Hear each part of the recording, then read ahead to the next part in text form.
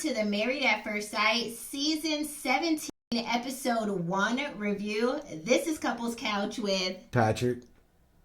And I'm Cam. The wait is over, right? Yep. We are back with a new season of Married at First Sight. There is so much to unpack. But before we do, let's get into a little bit of housekeeping real quick. If you are new to our channel, welcome. If you are not new, welcome back. You know what I'm about to say. We do not get into the nitty-gritty details of everything that happened in the episode unless we see fit. And we shall see fit. Also, be sure to hit the like and the subscribe button to support our channel and further expand our reach across YouTube. Also, shop our merch. We have plenty of items in stock. Shout out to Breast Cancer Awareness Month. We're trying to rock pink all month long. And we do have merch on our site for Breast Cancer Awareness Month. That's all I have for housekeeping. Be sure to also follow us on Instagram. One more thing. And that's all I have for housekeeping. Are you sure? I'm sure. All and right. now let's get into episode 1 of Married at First Sight, Denver. Lego. The show opens up with Michael,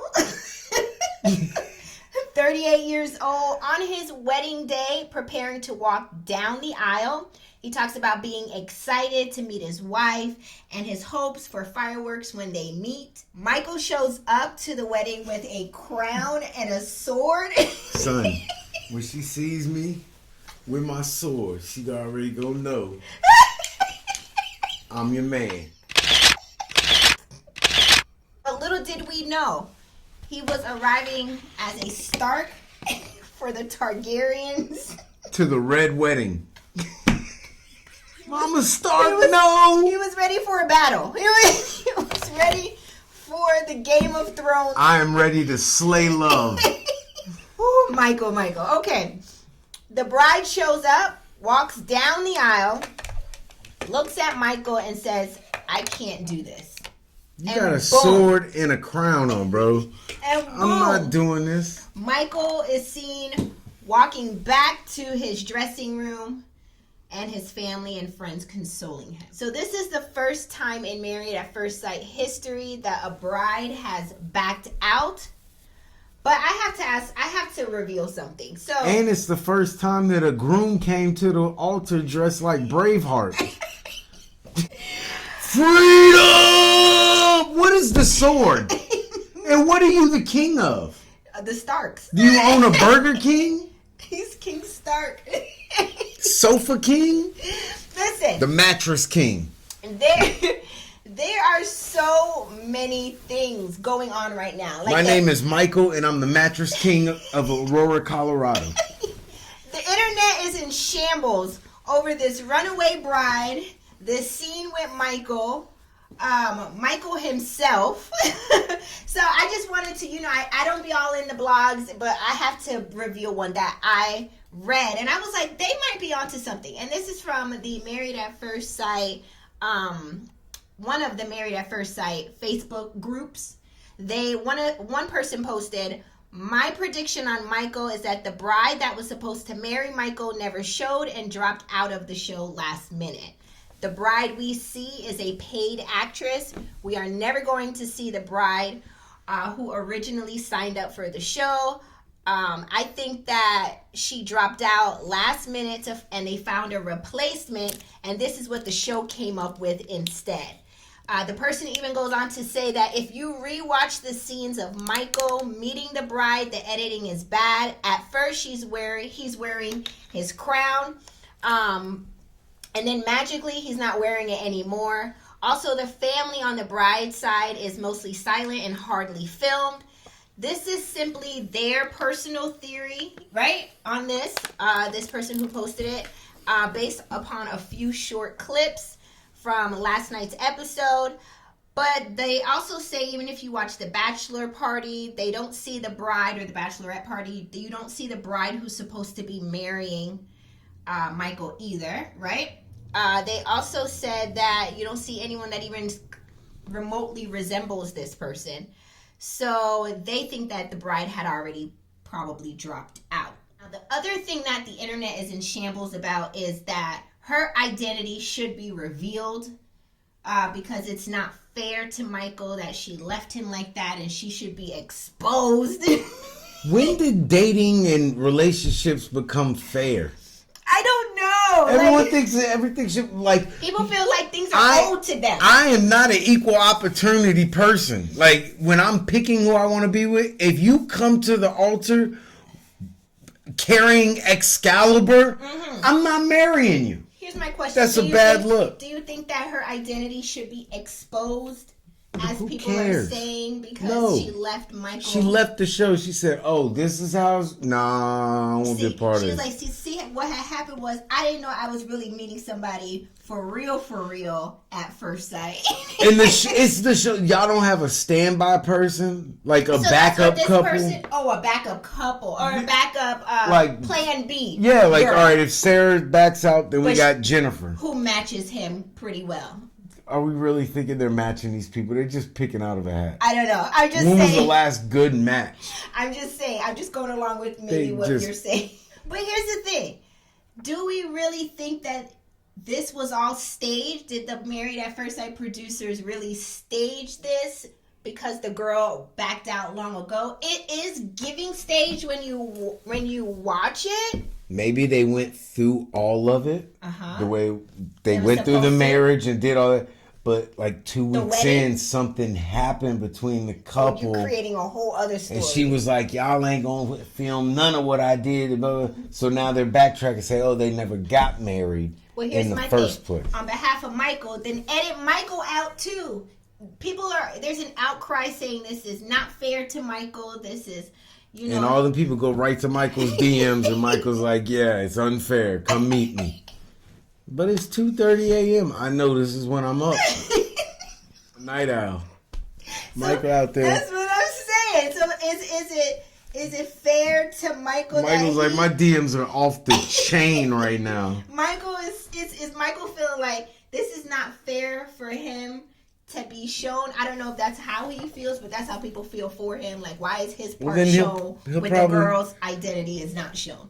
So what was the alternative? Don't show him at all? Cut it out altogether is what people are saying. That would be punishment. But like that, how does that help him? People are saying he still got left at the altar for bringing a sword. People are saying that the Married at First Sight producers are just showing this for drama and ratings because nothing became of it. Yes, that is exactly why they're showing it. But from Michael's perspective, he want to be on TV. He gets the exposure, right? Like, if they came to Michael like, bro, you either get to be on TV and we're going to show her leaving you, or you don't get Nathan. Right. So go on and put me on for a little bit. Let me get my 2.5 minutes of fame. Right. Because I can't get my full 5 minutes. Yeah. Okay, so do we consider her a runaway bride? No. And what do you consider her as? A failed contestant. And with that, let's move on into the next scenes in this episode. You ready? Yep. In the next few scenes of this episode, we are introduced to the other 4 couples. So let's start off with Brennan and Emily. So Emily, 29 years old, says she's never been in a relationship. She has dated a lot, but can't get past the 3rd date. Like, she ends up liking and vibing with the guy. Probably because she shows her cooter on the first date.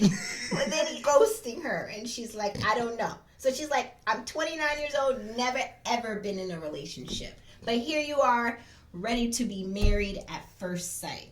That ain't a red flag. That's a red dawn. Yo, what are you talking about? I don't know. 29 years old, you never had a boyfriend. I don't want to be your first. Brennan, good luck to you with Emily on this. So you only had hookups, or are you a virgin? She didn't say nothing about no virgin. She said that she goes on 3 dates. Yeah, we saw later on. 3 dates, and then they ghost her. That's all she gets. Who would take care of the drunk girl? I really like this. Had a good time. Do you like me? Next is Brennan, Emily's match. He is 28 years old from New York. Instantly, when I see Brennan, he gives me that dude from A Bronx Tale. He does. You know who I'm talking about. The main character. Yes. He reminds me of him. Inmate 337792. The dude ended up going to prison later on. know? Yeah, I saw him on a podcast. Jeez. Well, anyways, He's bald. Him as the young A Bronx Tale actor, that's who Brennan reminds me of. Anyways, Brennan says he's hoping for a very communicative marriage with his wife because he grew up seeing his parents fight a lot and being toxic, but they're still together currently and work through it, which is admirable for him. It's a good marriage. So what I hear is that he is going to be the problem in this situation. Yeah, when you start bringing up everybody, like, you know, I grew up in a household where they yelled at each other and we fought a lot. Right. But they really cared about each other and they're Right. still together. That means he gonna come into this relationship thinking he can yell and scream. He gonna be with the shits. Nah. He gonna be with You it. gotta go, bro. Next couple is Lauren and Orion. I was gonna say Orion. Orion. Orion is 27 years old. He is Native American and would love to introduce his wife to his culture.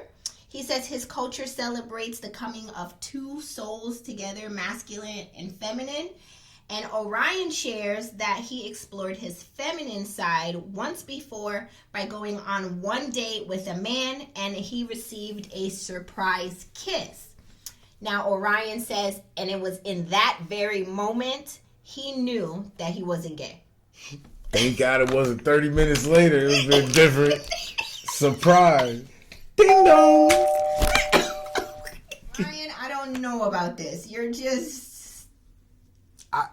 He didn't explain it very... I mean, he don't have to. You're open to your own choice. I don't know if I want to hear anymore. But you just went on a date with a dude that... How did you get there? See, the analyst in me is thinking, what type of conversations and messages and interactions were had leading up to this date for you to then, in that moment when you received your surprise kiss, I don't know how it was a surprise, sir, you're on a date with a sir. So and y'all standing, you standing at the door? You're right, like this is what we do on dates. I don't know why you probably made him feel bad, like he was doing something like, hey, right. hey, buddy. Typically happens. I'm not that kind of guy.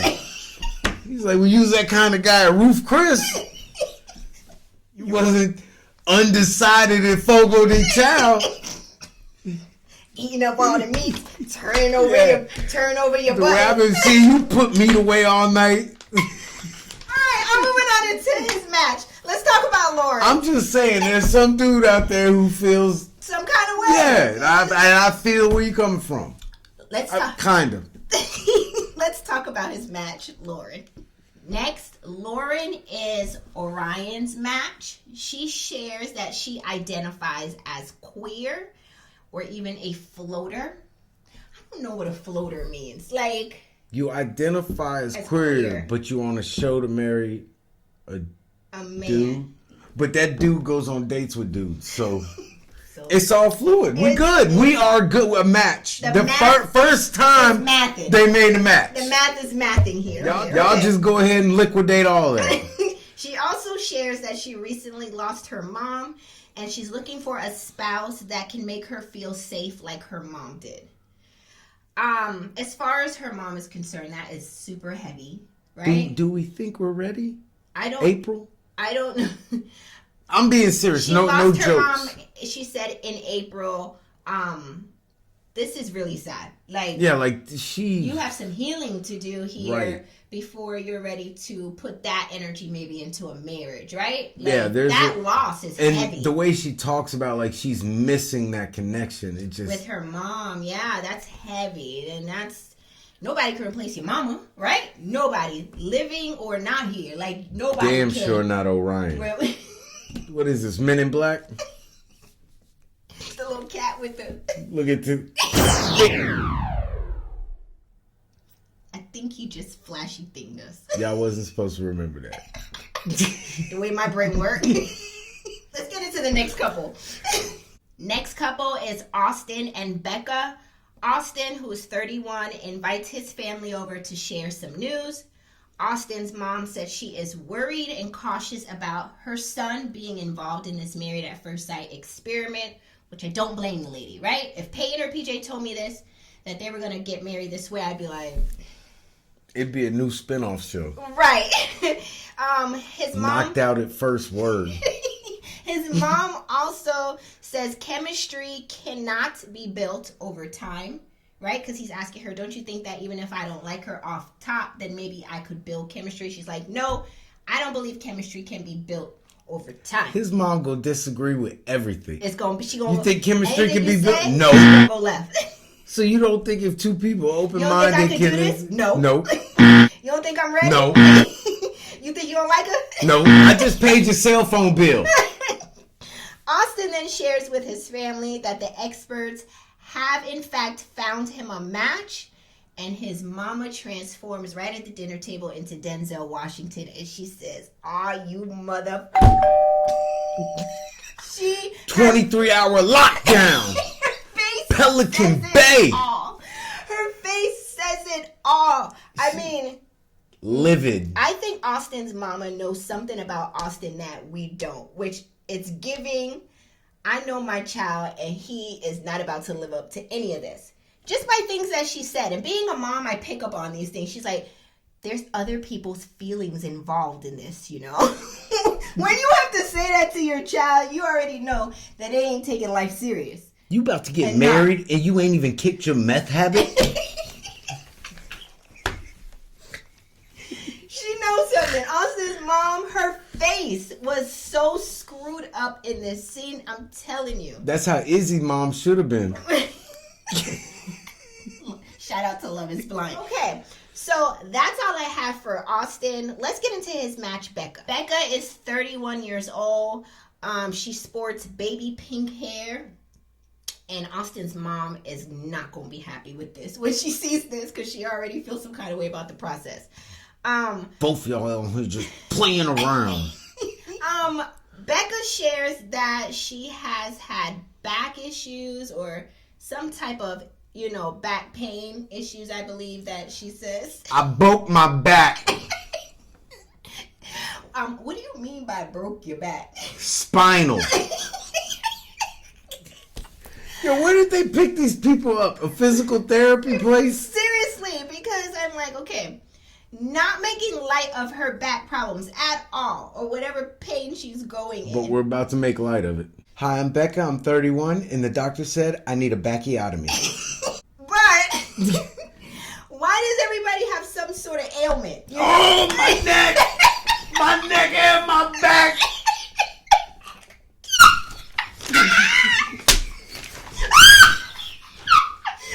Not the look!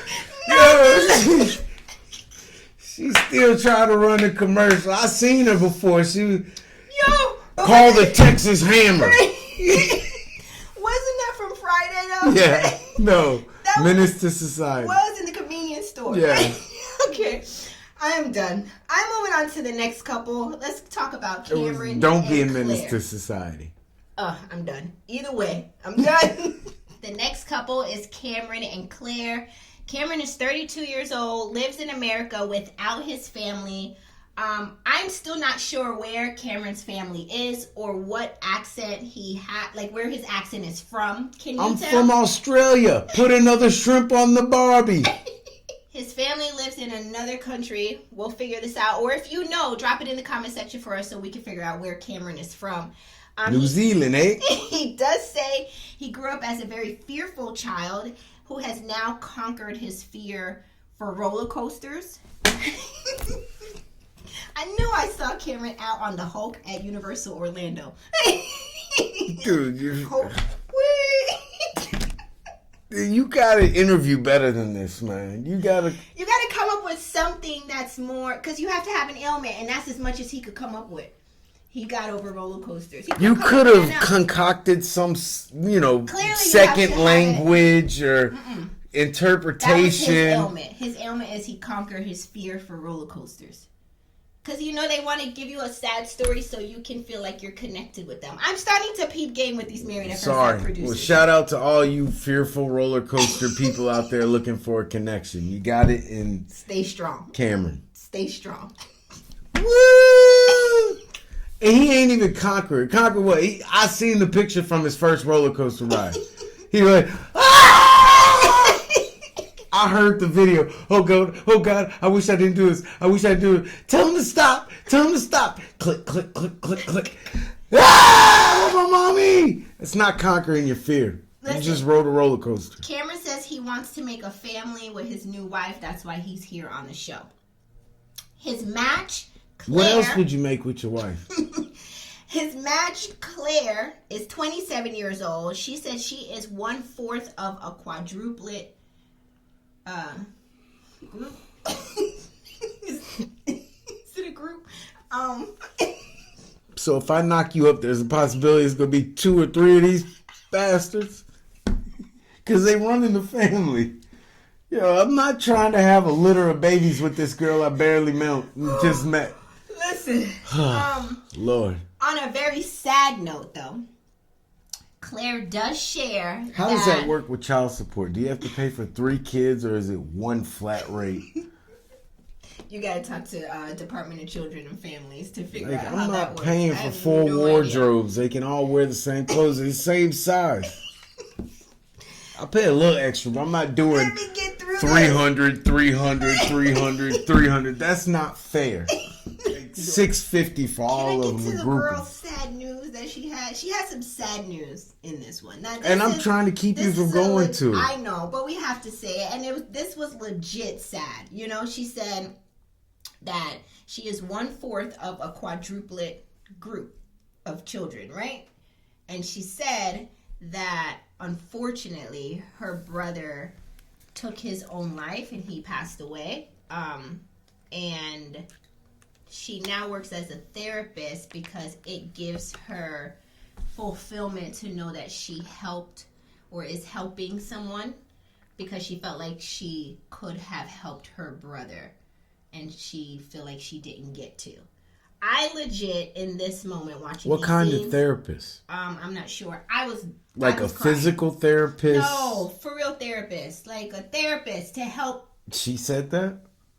Why would she be a physical therapist? How would that help anybody? I mean, emotion. She cares about mental health, she said. Physical therapists help a lot of people. Probably more than an emotional therapist. Mental health is what she clarified in her scene. That's what she talks about, but she never said I'm a psychiatrist or a psychologist. With the fact that she said that, it gives her She's probably a life coach. I'm not sure, but she Take your wants medications, think positive thoughts, eat better, get more sleep. See you next week. She said it gives her a sense of fulfillment. But she ain't say she had no degree or what kind of. If I was a doctor, I'd be like, I'm a doctor in psychology. I teared up. A tear fell out of here. Of course, it got blinded by the facts. I just felt very sad for her in this moment. I feel sad too, but that doesn't. Losing a sibling. I'm not taking away from your feelings. Express how you feel. Let's hear. I don't wait first. This is a show. I don't have feelings on these characters. And less about her accomplishments to confirm. I feel like she's not a therapist. She might be a massage therapist. Well, I'm moving on to the next physical therapist. In this episode, a nail rejuvenation therapist. And I'm done. I'm moving on. Everything ain't a joke, Patrick. Next few scenes shows the couples picking out their wedding attire. Of course, we care nothing about who wears green, red, or blue, right? Not until you put it on and it looks horrible, right, and then I'll make fun of you. We don't necessarily care to see you pick it out. But in this moment of these scenes, Lauren, who recently lost her mom a few months earlier, had a meltdown in those people's bridal shop. Oh, I thought we do a high level overview. I'm sorry, it was so sad. That's all I'm going to give about those scenes. Let's move on into the next scenes. He can't take anything that could, that deals with showing real, true emotion, because he the first one to cry, y'all. That's why he don't want to hear it, because he don't cry. Unless you got some American Idol golden buzzers. He gonna cry. Or that's why he don't people handing homeless people money. I'm not gonna cry. Those are the only things I cry for. He don't want to hear nothing about a heavy scene because he can't take it. That's why he tries to make light of everything. Let's move on into the next scene so he don't cry in the car. In the next few scenes of this episode, we see the Bachelor and the Bachelorette parties. The Bachelorette and Bachelorette parties commence. Emily's throwing back drinks after drinks after drinks. She's doing handstands. WGW. You seeing her undergarments, if there are any, they're blurring it out. It's giving disgrace. You can see her uche. Shout out to Love is Blind. It's giving disgrace. Like, she's all the way drunk. She's out of there. One stripper is dancing all up on Brennan's chin, all the way up to here. He's like, sir, or ma'am, can you get your uterus off my chin? Whole time, Orion is dressed up and he's ready to get it. Like, he's in there. Right, this is my kind of party right here. Yeah. Orion is ready to get it with his leather coat and gloves. I don't know what's That was going Michael. On. No. Or why do you think Orion and Michael are the same That person? wasn't it? No. No, Orion was standing to the side. It was Michael who was standing to the side. You think they're the same person to you. They're not. Orion is the Native American. He had his hair in a bun and was standing to the side with his big white good teeth. Oh. It was Michael, who ain't got a wife at the end of the show, who was getting it. I don't know. I gotta go back. Drop it in the comments. Holler at me in the comments. Is Patrick right or am I right? I don't know. I think maybe I'm the one getting Orion and Michael confused. They do look very similar. They do. They look very similar. Yo, this jacket is a look though. With the gloves is giving. Oh yeah. He's giving. I might cut the fingers off the gloves, but after that I'm good. Okay. So, whole time at the Bachelorette party, Lauren is telling the girls that she has had enough 8 or 9 inches to know that's not what she needs. I'm like, how do these conversations get here? Meanwhile, Orion is sharing, or overly sharing, with the guys during the Bachelor party that he has too much girth and it affects his success with women in the bedroom. All the guys are like, Orion's like, son, I got a roll of tuna cans in my pants. You know when they come like stacked in 6? I don't even want to think about it. I don't want to think about it. He like, hit the walls. Ain't no walls when I'm done. Let's move on into the final scenes of this episode. In the final scenes of this episode, the time has come for Brennan and Emily to get married.